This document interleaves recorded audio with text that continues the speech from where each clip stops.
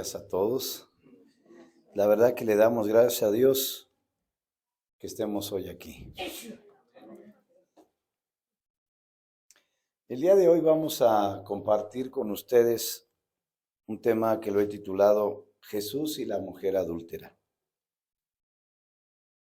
En el Evangelio de Juan, capítulo 8, en el versículo 1 al 11, dice: Y Jesús se fue al monte de los Olivos, y por la mañana volvió al templo. Y todo el pueblo vino a él, y sentado él les enseñaba.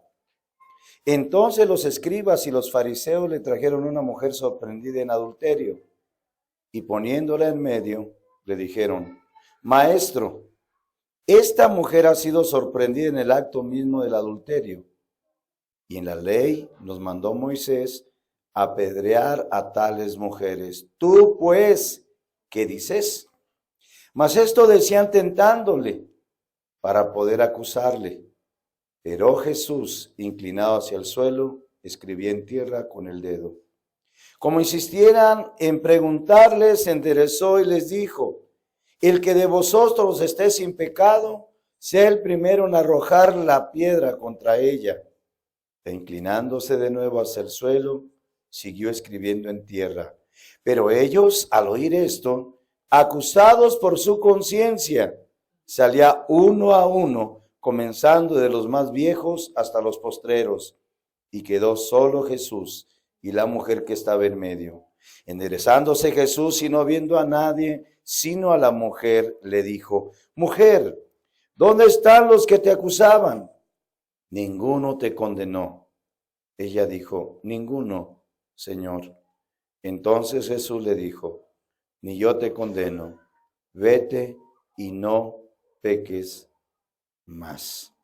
Vete y no peques más.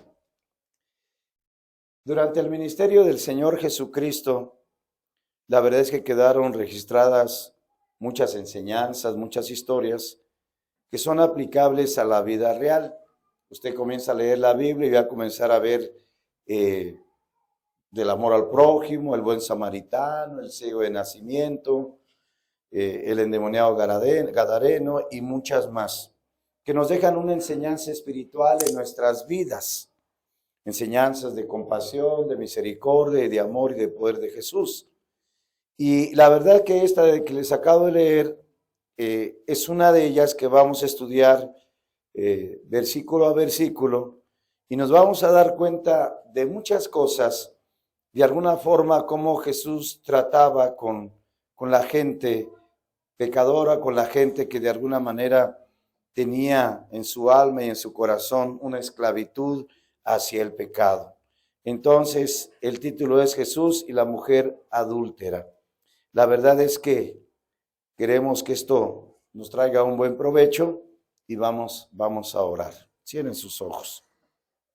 Padre amado, en el nombre de Jesús, ayúdanos a entender esta palabra. Ábranos al corazón, Señor. Ábranos al alma, Señor. Padre amado, para que traigamos un provecho, un beneficio a nuestras vidas, y tú, Señor, des a cada uno conforme a su necesidad. Te lo pedimos en el nombre del Señor Jesucristo. Amén. Amén. Amén. En Juan 8:1, ahora sí, vamos a ir viendo poco a poco el texto.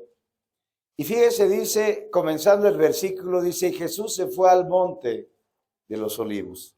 Nosotros tenemos que entender que en Jerusalén había un huerto que se llamaban los Olivos. Y la verdad es que Jesús acostumbraba a ir ahí generalmente cuando él iba a Jerusalén.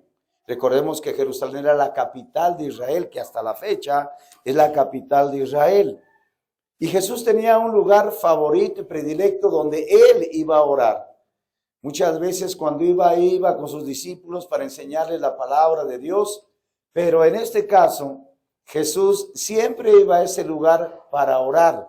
Debemos entender que Jesús, aunque era Dios hecho carne, La verdad que él tenía necesidad en dependencia de su Padre para recibir de parte del Padre la bendición del Espíritu Santo para poder hacer sus milagros, para poder hablar sus palabras, para poder ayudar a las personas, para poder sanar a las personas, de tal forma que el poder de Dios que había en Jesús venía del Padre, de tal forma que Jesús tenía que irse a un lugar a solas para poder recibir de parte de Dios la bendición.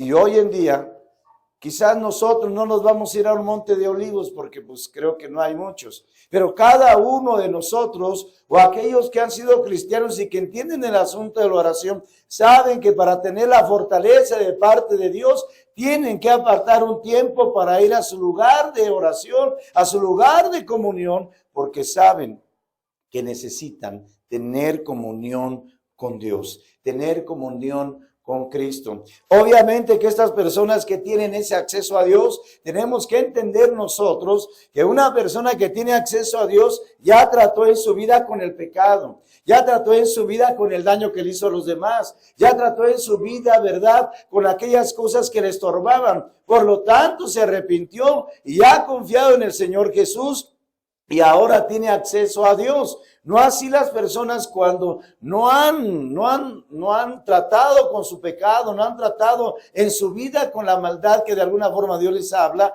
Por eso es que no todos pueden tener ese acceso a Dios.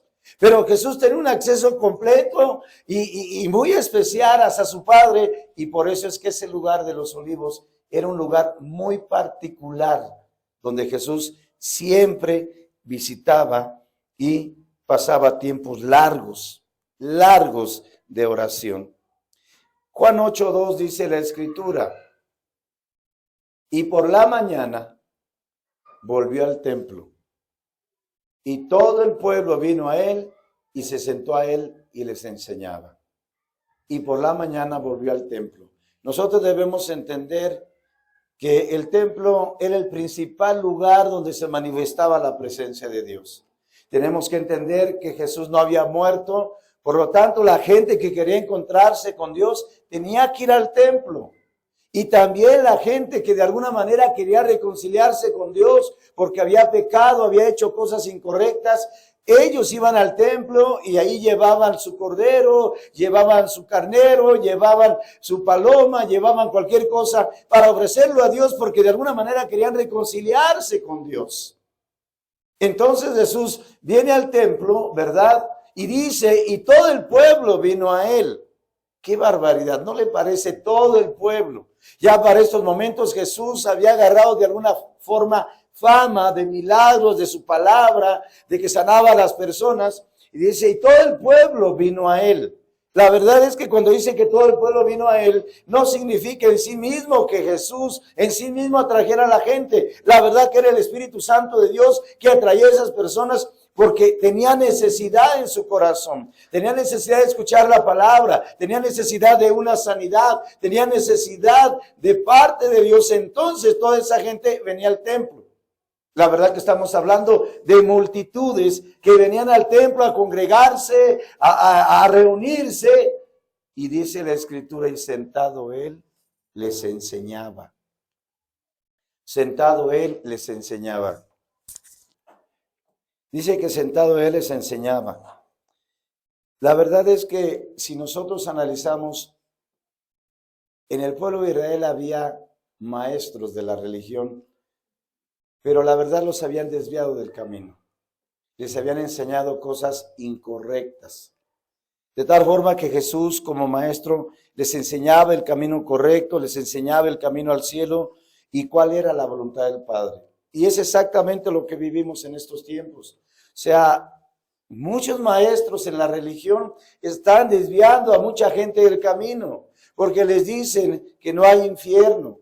Les dicen también que la verdad después de esta vida todo se termina. Les dicen que Jesús no es Dios. Les dicen que en pecado te puedes ir al cielo. De tal manera que no les marcan el verdadero camino. Era exactamente lo mismo en ese entonces. De tal manera que Jesús se sienta y comienza a enseñarles, a instruirles acerca de la palabra de Dios. Acerca de Dios. Ahora bien, Entonces nosotros vemos que hay un cambio radical de escena en lo que nosotros estamos viendo, en el panorama que estamos viendo de la Escritura. Porque por un lado vemos que viene el pueblo, Jesús les enseña y de repente aparecen estos maestros, versículo 3. Dice, entonces los escribas y los fariseos le trajeron a una mujer sorprendida en adulterio. Imagínense ustedes, por un momento él está enseñando y de repente llega seguramente una bola con los escribas y los fariseos y entran con una mujer seguramente toda despeinada, probablemente toda demudada de la cara porque la habían encontrado en el mismo acto del adulterio. Y cambia completamente la escena. Me imagino que hasta lo interrumpieron al Señor. Lo interrumpieron. Los escribas y los fariseos, como vuelvo a repetir, eran líderes en el tiempo de Jesús. Y supuestamente dirigían al pueblo, pero en realidad lo estaban llevando a la misma perdición. Dice la Escritura, le trajeron a una mujer sorprendida en adulterio. O sea, todo el escenario cambia y estos corazones le traen a Jesús una adúltera. Ese video los escribas los fariseos y le trajeron a una mujer sorprendida en adulterio. Si ustedes se dan cuenta, todo el escenario cambia. ¿Sabe usted y entiende usted que una mujer sea sorprendida en el mismo acto del adulterio? Yo no sé si estas personas andaban cazando a alguna mujer en particular, no sé si ya le habían echado el ojo, no sé si habían maquinado, porque la intención de estos hombres era completamente incorrecta.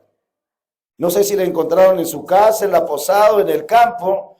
Sin embargo, ellos traen a esta mujer a Jesús, ¿verdad? Y todos los que estaban ahí estaban viendo a esta mujer. Todos los ojos se posaban sobre ella. Imagínate una mujer expuesta ante una gran multitud, una gran pena, una gran vergüenza, una gran tristeza. Habían descubierto su pecado. Habían descubierto su pecado.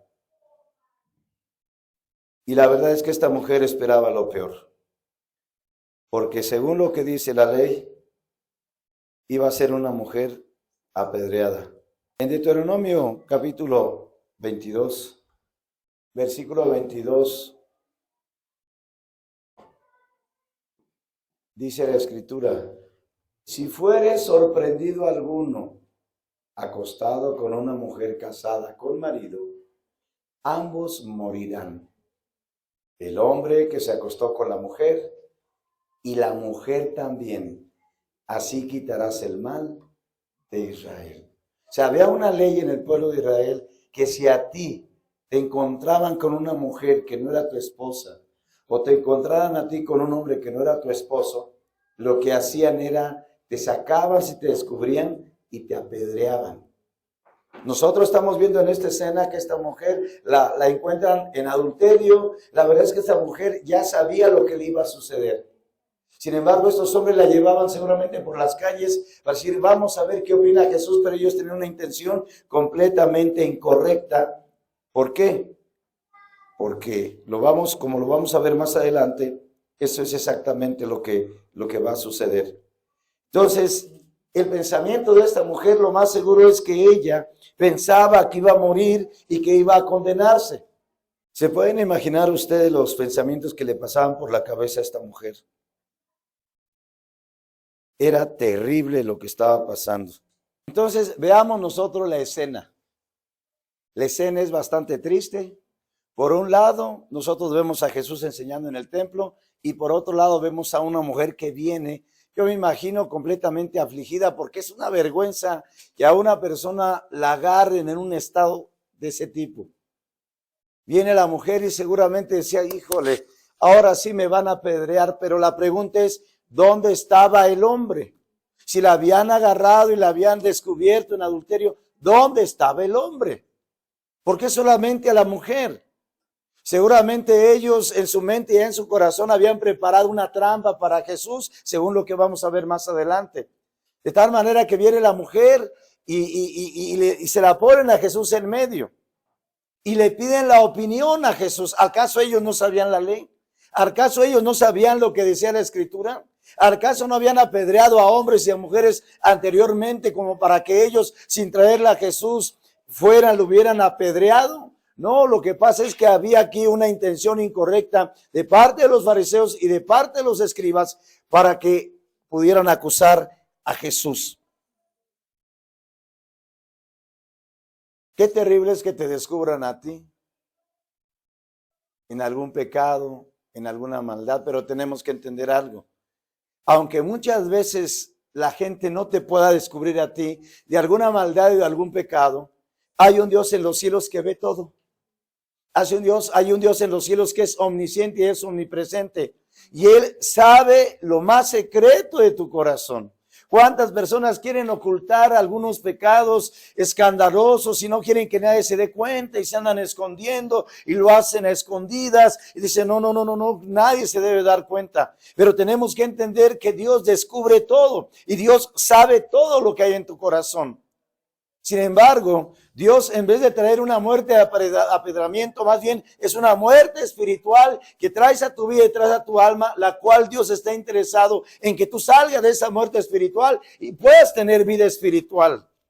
Pero esta mujer, la verdad parecía ser que ya no tenía remedio y ya no iba a haber vuelta para atrás de que no la apedrearan. Juan 8:4. Y le dijeron, maestro, esta mujer ha sido sorprendida en el acto mismo del adulterio. Versículo 5. Y en la ley nos mandó Moisés a apedrear a tales mujeres. ¿Tú pues qué dices? Si ellos van con él, a ver, danos tu opinión. ¿Sí o no tenemos que apedrearla? ¿Sí o no tenemos que matarle a esta mujer? ¿Cómo se atrevió a engañar a su marido? Señor, ¿tú qué dices? ¿Moisés tenía razón o no tenía razón? La verdad, ¿por qué traerla a Jesús? Era una trampa. Juan 8:6. Mas esto decían, tentándole para poder acusarle. O sea, ellos decían, no, ya sabemos, ahorita lo vamos a agarrar, porque seguramente, como él sabe la ley, él va a decir, sí, apedréenla. O si por otro lado dice lo contrario, ya tenemos cómo acusarlo porque este hombre no cumple la ley. Porque tenemos que entender que los fariseos y los escribas estaban en contra de Jesús. Y estaban en contra de Jesús, ¿por qué? Porque Jesús no le sacaba el dinero a la gente, Jesús le decía la verdad a la gente, Jesús les hacía bien a la gente. Y estos fariseos alababan y tenían como ídolo al templo y aparte tenían muchos intereses políticos y tenían muchos intereses económicos. Entonces decían, ahorita no lo agarramos y lo vamos a quitar a un lado porque este señor nos está agarrando y nos está quitando mucha gente que lo está siguiendo por sus milagros. Estaban ciegos, no veían la palabra, no veían los milagros, no veían todo lo que Jesús estaba haciendo. Y entonces dice, más esto, decían para poder acusarle. Diciendo, ahora sí lo vamos a agarrar. Ahora sí, como que supuestamente ellos eran muy inteligentes, ¿verdad? Pero no sabían que la verdad el sabio de los sabios se la sabía de todas a todas. Pero Jesús, inclinado hacia el suelo, escribía con el dedo. Seguramente él esperando, no lo sé, esperando, Padre, ¿qué voy a decirles?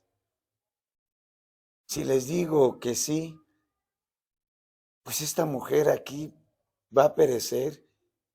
Y si les digo que no, me van a acusar. Dice ahí escribiendo. Me van a tomar como falso, como mentiroso. Versículo 7. Y como insistieran en preguntarle, yo me imagino que se desesperaron. A ver, dinos pues, ya nos tienes esperando aquí. ¿Qué dices? ¿La apedreamos o no? Se enderezó y les dijo, el que de vosotros esté sin pecado, sea el primero en arrojar la piedra contra ella. La respuesta que ellos querían no fue la respuesta que ellos esperaban. Ellos esperaban como una lógica, no, pues sí o no. Sin embargo, tenemos que pensar que a pesar de que la mujer era una adúltera, Jesús, a pesar de la trampa que le pusieron, estaba pensando en la mujer a pesar de su maldad. ¿Por qué? Porque Él vino a buscar y a salvar lo que se había perdido.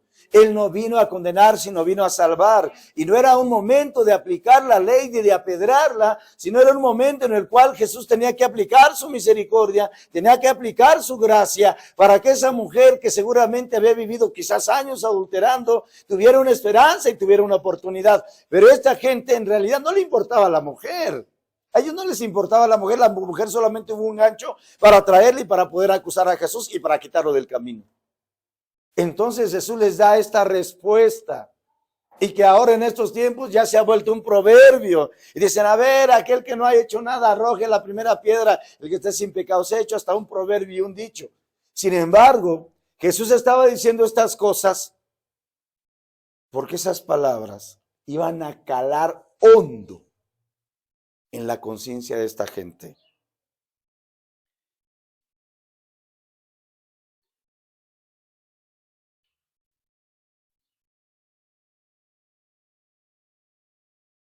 Veamos el siguiente, Juan 8:8. Inclinándose de nuevo hacia el suelo, siguió escribiendo en tierra. Versículo 9. Aquí viene un punto muy importante. Pero ellos, al oír esto, o sea, recordemos que eran un grupo de personas y seguramente aquellos que eran supuestamente muy celosos de la ley iban para ver a ver qué respuesta iban a obtener. Pero ellos al oír esto, acusados por su conciencia, salían uno a uno, comenzando desde los más viejos hasta los postreros. Seguramente ya traían las piedras. Ya traían las piedras y al momento que dijera Jesús, sí, debe ser apedreada, sí, debe ser apedreada. Oye, órale. Hasta que muriera la mujer. Sin embargo, ellos, al oír esa palabra, porque sabían que muchos de ellos, la verdad, vivían en maldad, vivían en pecado a pesar de que eran religiosos y a pesar de que habían sido creados en la ley, no tenían realmente un nacimiento nuevo y no amaban a Dios con todo su corazón. Por lo tanto, cuando Jesús les dice esa palabra, la conciencia comienza y dice, no, pues nosotros hemos hecho esto, echemos lo otro, aquello. No, pues no, no podemos saber esta mujer. Acusados por conciencia se lean uno a uno, comenzando de los más viejos hasta los postreros. Nosotros tenemos que entender algo. Si la Biblia no existiera, hay una conciencia.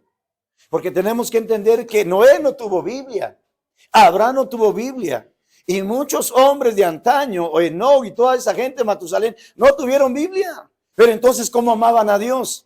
Amaban a Dios porque Dios había dejado en la conciencia, en el corazón, muchas de las leyes que de alguna forma hasta hoy están en la conciencia del ser humano. Saben que no se debe de robar, saben que no se debe adulterar, saben que no se debe de mentir, saben que no se deben hacer muchas cosas. Y Dios ha dejado en la conciencia del ser humano para que de alguna manera, cuando el ser humano quizás no le prediquen o no tenga ni una Biblia, y cuando llega al cielo en el juicio, no diga, ay señores que yo no tuve una Biblia, ay señores que la verdad a mí nunca me enseñaron, es que nadie me predicó, Señor. No, sino para que la persona tenga la conciencia, verdaderamente la ley de Dios que sabe, porque todos sabemos que si yo me meto al lado y hay gallinas y me robo una gallina, pues está mal.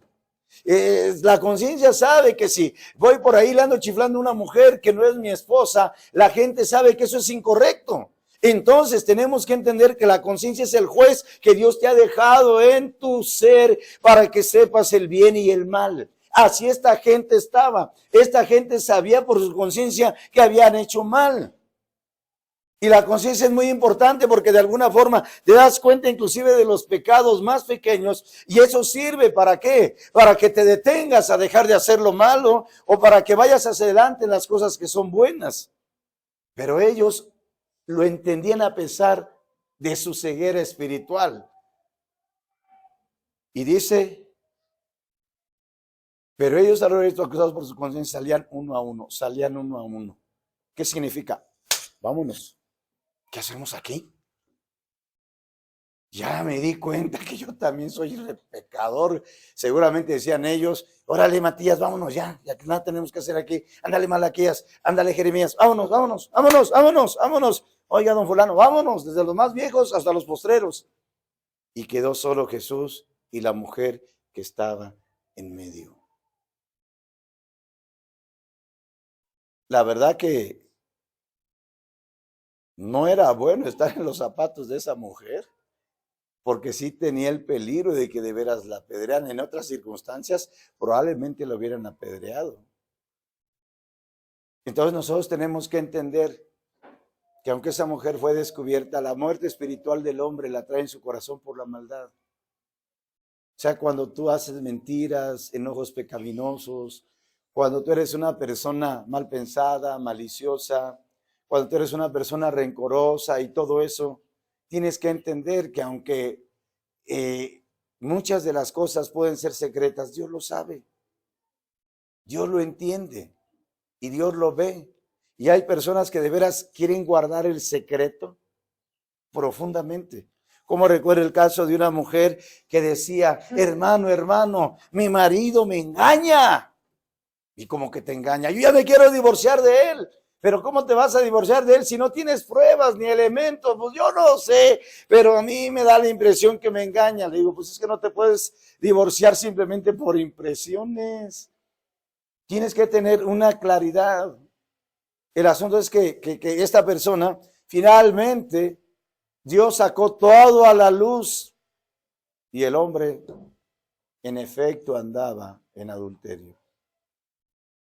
Tenemos que entender que no hay nada oculto que no haya de ser manifestado, eso dice la palabra. Tarde o temprano Dios saca a la luz la maldad y el pecado. Y para muchas personas es más vergonzoso, como esta mujer. Qué horrible ha de haber sido que le llevaran por la calle, ahí va la adúltera, sí, apedréenla, sí. Arriba Moisés, arriba la ley. Y ahí va. Ahora a ti no te van a apedrear. Sin embargo, tienes que entender que a pesar del pecado, Dios quiere que vayas viendo qué está pasando, lo que tú tienes. Porque Dios no quiere que tú perezcas o mueras en el estado espiritual en el que estás. Y si te saca las cosas a la luz, no es tanto en sí mismo por avergonzarte, sino para decirte, oye, reflexiona. Mira tu alma, mira tu vida. Seguramente esta mujer ha de haber reflexionado en el camino, de hecho, ¿para qué me metí con ese hombre? ¿Para qué hice esto? ¿Para qué hice lo otro? Ahora me van a apedrear, me voy a perder, me voy a condenar. Abatida la mujer, seguramente llorando, seguramente ya arrepentida la mujer, va a decir, ¿y ahora qué hice?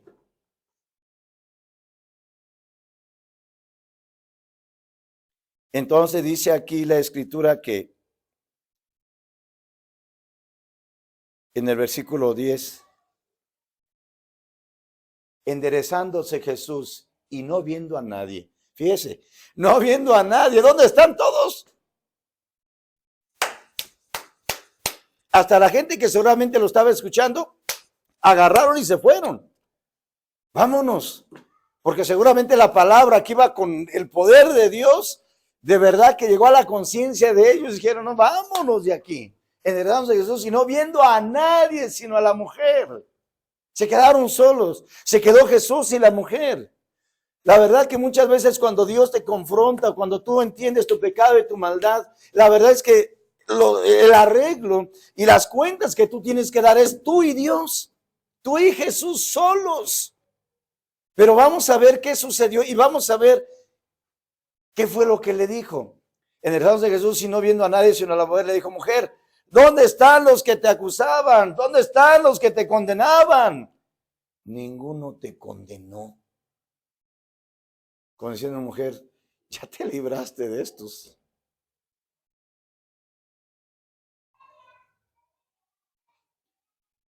Versículo 11. Ella dijo, ninguno, Señor. Entonces Jesús le dijo, ni yo te condeno, vete y no peques más. O sea, él siendo Dios hecho carne, la verdad, él hubiera sido el primero de apedrearla. Pero ¿al caso Jesús no cumplió ahí la ley? No. Tenemos que entender que la ley por medio de Moisés fue dada, pero la gracia y la verdad vinieron por medio de Jesucristo. Era necesario que Jesús manifestara sobre todas las cosas la gracia, la compasión y la bendición de parte de Dios para esta mujer. Y es exactamente lo mismo, porque Dios pudiera enviarte al infierno por causa de la maldad y el pecado y decirte, se acabó, te corta la cabeza y se acabó. Sin embargo, Dios dice, no, espérate. Quiero aplicar mi gracia y mi misericordia para las personas. Que la puedan recibir, que la puedan entender, que les amo, que no quiero que se pierdan. Para estos momentos casi estoy seguro que la mujer ya estaba más compungida, más entristecida y más arrepentida que nada. Entonces Jesús le dijo, vete. Y no le dijo, pues ahí si puedes, deja de pecar. No, fue tajante. Vete y no peques más. Vete, mujer, y no vuelvas a transgredir la ley más. Todos los que hemos conocido a Jesús, que en un momento dado Dios nos confrontó y nos encaró con nuestro pecado, Dios nos mandó que no pecáramos más, que nos arrepintiéramos de corazón. Pero cuando tú sientes la maldad, cuando sientes el pecado, cuando sientes la ofensa ante los ojos de Dios, cuando sientes la tristeza y la vergüenza, cuando tú te das cuenta que Dios ha sido el que te ha dado la vida, que te ha dado el aire, que por Él vives, y cuando tú te das cuenta que que Dios teniendo el poder para enviarte al infierno y quitarte la vida, no lo hizo, sino al contrario, extendió una mano poderosa y una mano misericordiosa y compasiva, entonces uno se da cuenta que Dios es bueno y uno dice, no, Señor, por ese amor y por entender cuánto daño hace el pecado, Señor, yo me aparto de la maldad y me aparto del pecado, y ya no quiero pecar más, Señor. Y entonces Dios dice que bueno, y entonces cuando Dios revela el amor de Cristo en la cruz del Calvario en tu alma y en tu corazón, y hay algo sobrenatural en el alma que sucede, el perdón, la paz, y dices, nunca había experimentado esto. Y dices, por amor a Dios, caminaré con Él. La verdad es que aquí vemos algo muy importante. Vemos que Dios, pudiendo tratar el pecado de una manera severa, oigan, un apedreamiento no es cualquier cosa. El infierno no es cualquier cosa, es un lugar de perdición que existe y que toda la gente que se muere sin esperanza, sin haberse arrepentido va a ese lugar. Pero ¿por qué Dios da la vida? ¿Por qué Dios te puede dejar vivir 70, 80, 90 años? Porque Él no quiere que nadie perezca. Él quiere que tú tengas esperanza. Es más, y muchas veces ni te pasan cosas. Más bien te va mejor en tu trabajo, más bien tienes tu casita, más bien tienes tu carro, más bien tienes buena comida, más bien tus hijos pueden ir a la universidad. Más bien Dios de veras te bendice en la salud. Cuando Dios debería decir, no hombre, este malvado, este malagradecido, lo voy a cortar y que se vaya a la perdición. No, Dios no piensa así. Aquí vemos algo muy importante, vemos la compasión de Jesús, vemos la misericordia de Jesús, pero vemos en grande manera la gracia de Jesús. Esa gracia que Él tiene preparado para ti. Pero Él no quiere que tú continúes en el pecado. Porque el pecado pues trae grande tragedia. De hecho, el mundo está como está por el pecado. Las familias están como están por el pecado. Los matrimonios están como están, en divorcio, en problemas, en pleitos, por el pecado. Y Dios quiere que tú seas libre, pero tienes que entender el amor que Él tiene para contigo.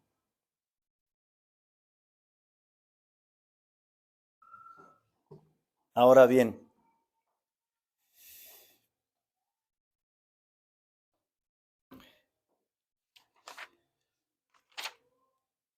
vamos a hacer varias preguntas. ¿Qué querían los fariseos y los escribas? ¿Querían apedrear a la mujer o querían que Jesús fuese acusado? La verdad que a ellos no les importaba la mujer. La mujer solamente fue un gancho para que Jesús fuera acusado. Pero ninguna de las dos cosas sucedió. 2, ¿por qué no la apedrearon? Si ellos sabían que la ley lo decía.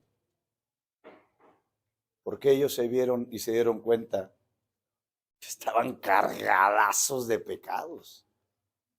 Pero tenemos que entender que una cosa es que se den cuenta y otra cosa es que lo sientas en la conciencia.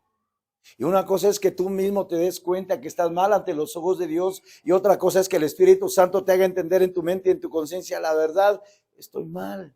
Caramba, desde chiquita comencé a mentir, me enojé, le robé a mi mamá, le levanté la mano a mi mamá, comencé a fumar, comencé a fornicar, comencé a robar, comencé a decir groserías, comencé a decir chistes de doble sentido. ¡Ay, gole! ¿Y cuántos años tienes? 40. No, hombre, un montón de pecados. Entonces, obviamente que esta gente, al recordar, porque seguramente fue como una película, ¿verdad? En su mente, decir, no, entonces, vámonos de aquí. Cuando la palabra dice acusar, es que sentían herida la conciencia. No estaban en paz. Ahora es bueno no estar en paz cuando una persona ha hecho lo malo, porque eso lo va a hacer reflexionar. ¿Por qué Jesús no la condenó? Ya lo explicamos, era tiempo de gracia y no era un tiempo para que Jesús hiciera esas cosas. Y no era que no era que él estaba violando su ley, sino más bien estaba mostrando la otra parte de la misericordia de él para que tuviera esa oportunidad. No que no condenara las maldades y los pecados, porque mismo él en las escrituras le decía a los fariseos hipócritas, pero era un momento particular para esa mujer, una oportunidad, una esperanza. ¿Cómo se ha de haber sentido la mujer después de que no fue condenada? ¿Cómo creen que se haya sentido? ¿Se sintió igual que antes?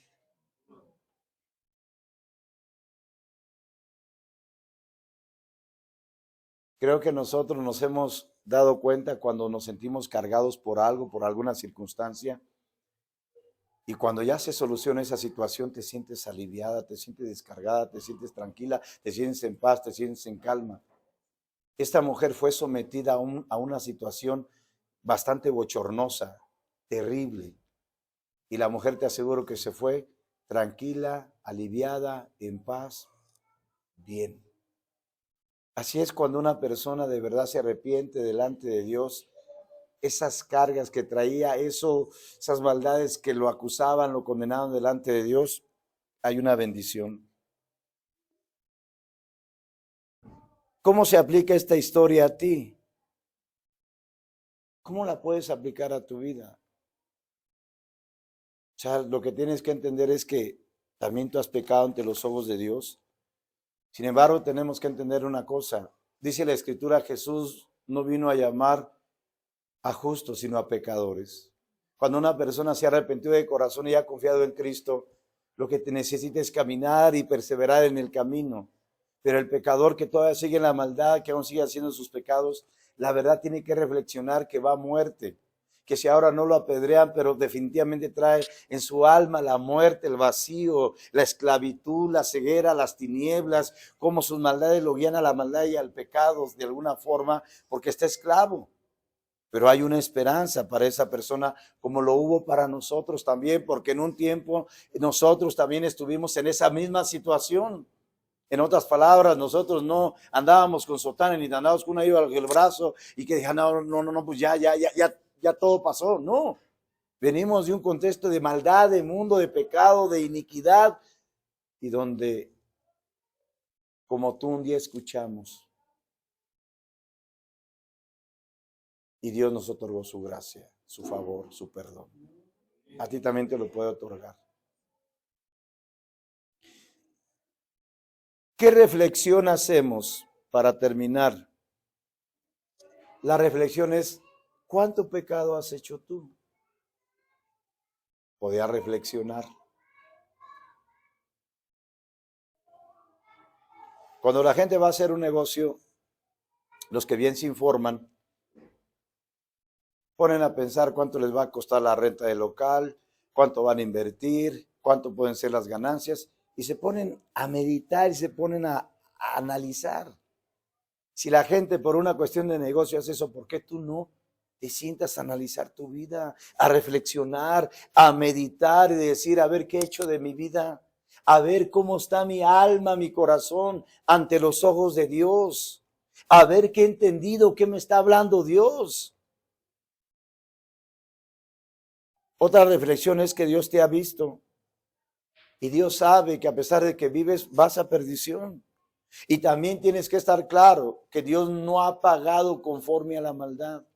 Por eso es que algunas personas dicen, pero ¿por qué? Si mi papá, que era buena gente, ¿por qué se murió? Y esos malvados narcotraficantes, extorsionadores, ¿por qué no se mueren?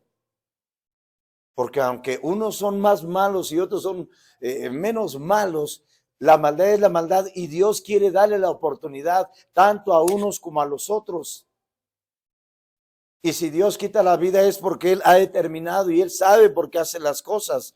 Pero es importante entender que Dios no paga conforme a la maldad del ser humano.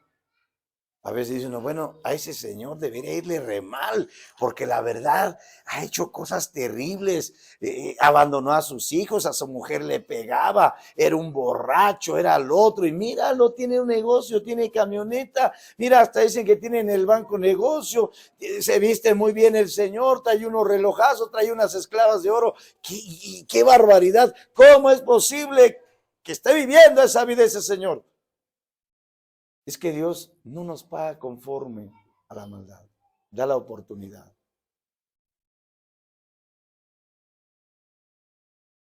Y otra de las cosas de reflexionar es que tienes que entender con mucha claridad, Jesús te quiere salvar del pecado.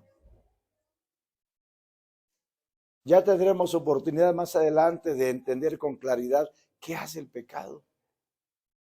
Porque a veces muy ligeramente hablando, no, pues sí, oiga señor, ¿y usted conoce a Dios? No, ya sé que todos somos pecadores. ¿Y usted, señor, es pecadora? Sí, yo soy pecador y grande. Pero a veces lo dicen con ligereza y no se ponen a pensar qué significa eso. Porque si lo entendieran, sacarían los ojos, estarían de veras y caerían al piso y decir, Señor, ¿quién soy? Jesús te quiere salvar. Y una cosa importante, el corazón de Dios no está ávido de que tú te condenes. O sea, si tú piensas que Dios está ávido, está muy anuente a que tú te pierdas en el infierno, si Dios quisiera que nosotros nos perdiéramos en el infierno, Él no hubiera enviado a Cristo. No lo hubiera enviado. Pero es que yo he sido bien malo, sí, pero tampoco. Entonces tienes que entender que Él no quiere condenarte. Por eso cuando esta mujer quedaron solos, Jesús sí estaba claro, decir, cierto, esta mujer hizo gran maldad. Y tenemos que entender que tenía al Dios hecho carne enfrente. Sin embargo, Dios, ¿sabes qué? ¿Dónde están los que te condenaban y yo te condeno? Pero vete y no peques más. O sea, diciéndole, tienes una nueva oportunidad. Dios te quiere dar una nueva oportunidad a ti. Es tiempo de reflexionar esto, de analizarlo, de pensarlo. Y que vayas poniéndole ese interés profundo en el asunto de tu salvación. Porque mira, yo me he dado cuenta que la gente le pone interés a su negocio, a la carrera, le pone interés a muchas cosas. Sin embargo, muchas de esas cosas son pasajeras. Y no que no tengan importancia, sí tienen importancia, pero tiene más importancia la salvación de tu alma. Porque un día tú y yo tenemos que morir. Y ya muerto sin salvación, ya no puedes hacer nada. Ahorita es cuando puedes hacer algo. Vamos a ponernos de pie, por favor. y meditar en esto. Primero la vamos a leer. Dice, una nueva oportunidad me diste, Señor. Caminaba en camino de muerte, pero tú una nueva oportunidad me diste, Señor. Un cambio total tú hiciste, Señor. Un cambio radical tú hiciste, Señor. Cosas nuevas tú me enseñaste, pues una nueva oportunidad me diste, Señor. Una nueva oportunidad me diste, Señor. Una nueva oportunidad me diste, Señor. Caminaba en camino de muerte, pero tú una nueva oportunidad me diste, Señor. Un cambio total tú hiciste, Señor. Un cambio radical tú hiciste, Señor. Cosas nuevas tú me enseñaste, pues una nueva oportunidad me diste, Señor. Una nueva oportunidad me diste, Señor. Una nueva oportunidad me diste, Señor. Caminaba en camino de muerte, pero tú una nueva oportunidad me diste, Señor. Un cambio total tú hiciste, Señor. Un cambio radical tú hiciste, Señor. Cosas nuevas tú me enseñaste, pues una nueva oportunidad me diste, Señor. Pues una nueva oportunidad me diste, Señor. Pues una nueva oportunidad me diste, Señor. Pueden sentarse. Dios nos dio una nueva oportunidad y a ti también te la puede dar. Sería bueno que en la semana pudieras acercarte a Dios y le dijeras, Señor, dame una nueva oportunidad. Y si entiendes un poco de lo que has hecho en tu vida que no es correcto, dile al Señor, dame una nueva oportunidad, Señor. Y sígueme hablando a mi corazón para entender lo que soy y cómo tú me ves. Y que de verdad esa oportunidad la pidas. Y yo te soy sincero, cuando hay un corazón sincero y humilde que pide una nueva oportunidad, la verdad es que Dios se la da. Dios la da. Demos gracias a Dios y nos retiramos. Padre, pues de verdad gracias por mostrarnos tu amor, por mostrarnos tu misericordia, pero también, Señor, por hacernos comprender lo que es el pecado, qué tragedia trae, Señor. Amado Dios, ayúdanos a comprender aún más de ti.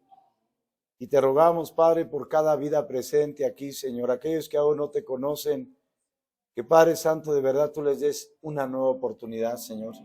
Así como se la diste a esta mujer adúltera, así se la des a aquellos que aún no te conocen, Señor.